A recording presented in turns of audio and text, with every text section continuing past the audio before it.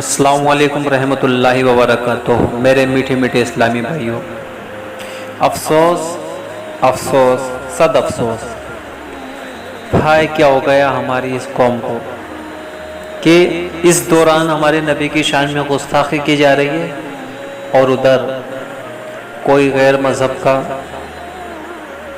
مر جاتا ہے تو اس کا افسوس کر کے لوگ افسوس ظاہر کر کے تمام اسٹیٹس لگا رہے ہیں۔ ان کو یہ خبر نہیں، اچھی بات ہے کہ دوسرے کی ہمدردی کرو، ہمدردی برتو، اور جب تم خود سیو نہ ہوگے تو کیسے دوسرے کی ہمدردی کرو گے؟ کیسے سمجھاؤ گے کسی کو؟ کیا رپ لکھو گے دوسرے کے لیے؟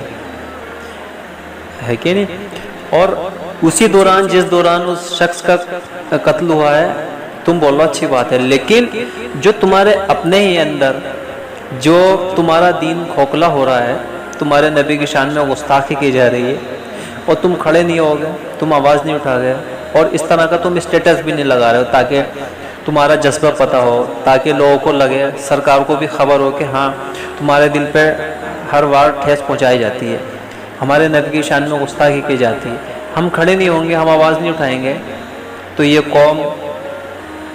قوم کا برباد ہونے کا وقت آنے والا ہے۔ امام غزالی رحمۃ اللہ علیہ نے لکھا ہے کہ اگر تمہارے سامنے نبی کو برا کہا جا رہا ہو، نبی کی شان میں گستاخی کی جا رہی ہے، تو آپ انتظار کرو کہ آپ کی ماں بہنوں کو شریعام نیلام کیا جائے گا اور آپ کے بچوں کو مار دیا جائے گا، آپ کے بچوں کے چیتھڑے کر دیے جائیں گے، آپ کچھ نہ کر سکو۔ اس کی وجہ یہ ہے کہ تمہارے ہی سامنے، یعنی ہم سب کے سامنے نبی کی شان میں گستاخی ہو رہی ہے اور ہم ذرا بھی اس کا کچھ احساس نہیں کر رہے ہیں، ذرا بھی۔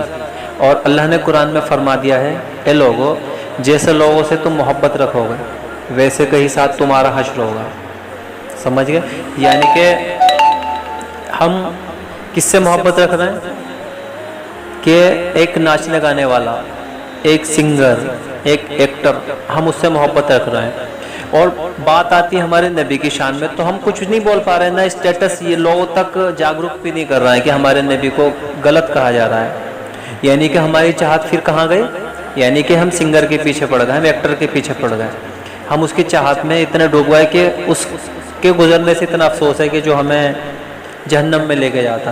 یعنی قرآن کے حساب سے اگر وہ جہنم میں جائے گا تو ہم بھی جہنم میں جائیں گے، کیونکہ محبت ہمیں اس سے ہے۔ اگر کاش ہمیں محبت ہوتی، ہم نبی والے ہوتے تو ہم لوگوں تک جاگرک کرتے اور اپنا جو بھی اپنے لوگ ہوتے اپنے لوگوں کو بتاتے کہ نبی کی شان میں کیوں گستاخی ہو رہی ہے اور کھڑے ہو، آواز اٹھاؤ۔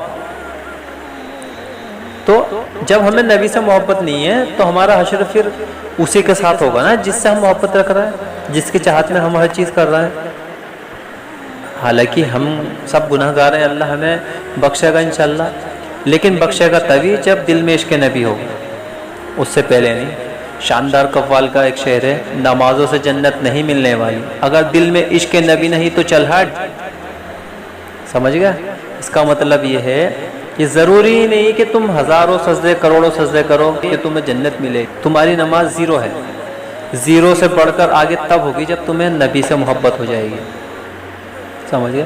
ہزاروں کروڑوں سجدے شیطان نے کیے پر خدا کی بات ٹال دی حضرت آدم علیہ السلام کو، یعنی نبی جو آنے والے تھے اور ان کی آل سے محمد مصطفیٰ صلی اللہ علیہ وسلم آنے والے تھے، ان کی پشت سے ان کو سجدہ نہیں کیا، شیطان بنا دیا اللہ نے۔ کیوں؟